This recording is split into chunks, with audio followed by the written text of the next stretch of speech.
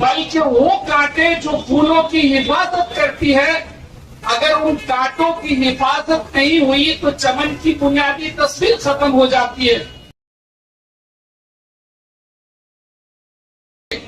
हर समस्या का हल रखिएगा प्रधान। डिमोनेटाइजेशन के नाम पे हम कमजोरों के साथ इस तरह से सुन किया जाता है। स्वाभिमान वो सात्विक सुगंधित फूल है जिसके इर्द गिर्द गिरोह के फौरे घुसते रहते।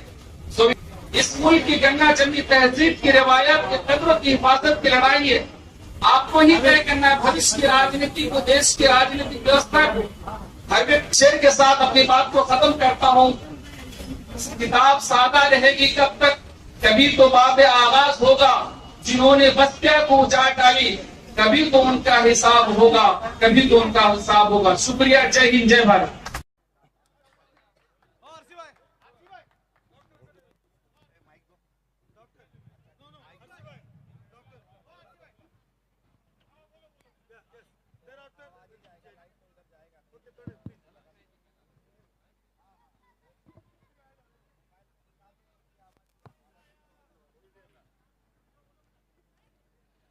इज्जतों की दुनिया के चांद सितारे, सीनियर और जूनियर तमाम महाविकास आघाड़ी के लीडरान, हिंदुस्तान के सारे हीरे जवाहिरात, तमाम महाविकास आघाड़ी के जिम्मेदारान, मेंबरान, मेरे सामने आए हुए तमाम हक परस्त लोग और बड़ी मेहनत और कुर्बानियों के साथ आई हुई मेरे मोहतरम माँ और बहनों, अस्सलामु अलैकुम, नमस्कार।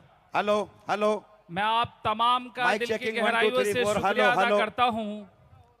मैं खासतौर से शुक्रिया अदा करना चाहता हूं हमारे कांग्रेस पार्टी के तमाम पीसीसी मेंबरान का, तमाम नगर सेवक, मुसलमान, आदिवासी, बहुजन समाज, अल्पसंख्यक, अब उन तमाम सिलों को लागू करने की कोशिश करें।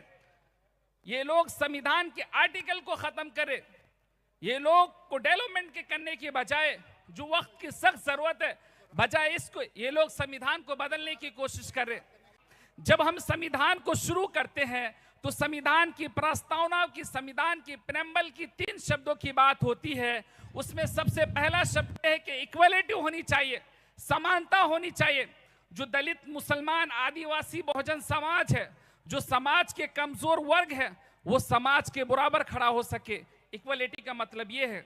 और आरएसएस की जो आइडियोलॉजी है, भारतीय जनता पार्टी और आरएसएस की जो आइडियोलॉजी, लोकतंत्र में अपोजिशन होता है, लोकतंत्र में विपक्ष होता है। भारतीय जनता पार्टी ने पहला काम यह किया कि अपोजिशन की आवाज को दबा दिया।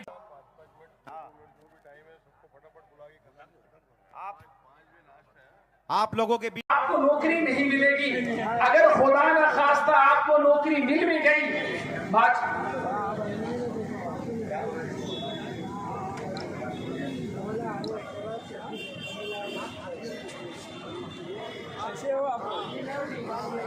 धूप में बस भाजपा की राज हाथ पकड़ के भाषण देने के लिए सिखाया होगा, जिसको बाला साहब ठाकरे ने हाथ पकड़ के नारा लगाने के लिए सिखाया होगा। वो आजकल बाला साहब ठाकरे के पोता से पूछते हैं कि बताओ तुम असली हिंदू हो कि नहीं। इसको कहते हैं ध्यान भटकाओ योजना। महाराष्ट्र की आवाम को आपस में लड़ा दो, हिंदू को मुसलमान से लड़ा दो, मुसलमानता को धर्म में उलझा दो, देश की जनता को मंदिर और मस्जिद में उलझा दो, देश की जनता को हिंदू और मुसलमान में उलझा दो, देश की जनता को मंदिर और मस्जिद में उलझा दो, देश की संपत्ति, लोगों की भावनाओं को भड़काकर हमको और आपको आपस में लड़ाकर हमारी और आपकी देश की जो संपत्ति और दोस्तों के खजाने में पहुंचाई जा रही है। राहुल गांधी जी ने बिल्कुल ही ठीक कहा। राहुल गांधी ने बिल्कुल ही ठीक कहा, अगर पॉकेट मार को पॉकेट मारते हुए पकड़ लीजिएगा ना ट्रेन में, वो जोर जोर से चोर चोर चिल्लाना शुरू कर देगा। वो जोर जोर से चोर चोर चिल्लाने लगेगा और आपके पर्स भी लेकर भाग जाएगा, उसके साथ उसका दोस्त भी भाग जाएगा। सिर्फ और सिर्फ लोगों की भावनाओं को भड़काकर, हिंदू और मुसलमान को आपस में लड़ाकर, मंदिर मस्जिद करके तो के खजाने में पहुंचाई जा रही है। मैं तो कहता हूं ये लोग लेके आते, जब तक हम इकोनॉमिक डेमोक्रेसी नहीं लेके आते, ये लोग को लोकतंत्र के, अगर इस देश के लोकतंत्र को बचाना है, जिसने सारी चीज को पर मद्देनजर रखते हुए डॉक्टर बाबा साहब भीमराव अंबेडकर ने इक्वल राइट्स टू ऑल का कंसेप्ट ऐड किया, सबको बराबर का हक। दुनिया के सबसे बड़ी डेमोक्रेसी का सबसे पसंदीदा शब्द हिंदुस्तान के कॉन्स्टिट्यूशन ने हमें इक्वल राइट्स टू ऑल का आजादी देता है। इससे पहले भी तरह तरह की हुकूमत रही है, लेकिन आज यहाँ इस सरजमीन दक्कन पे ऐसा तमन्ना देखने को कभी नहीं मिला, ऐसा तमाशा देखने को कभी नहीं मिला। जो 5 किलो अनाज के लिए लाइन में खड़े हैं, वो 80 लोग कौन है जो 5 किलो अनाज के लिए लाइन में खड़े हुए?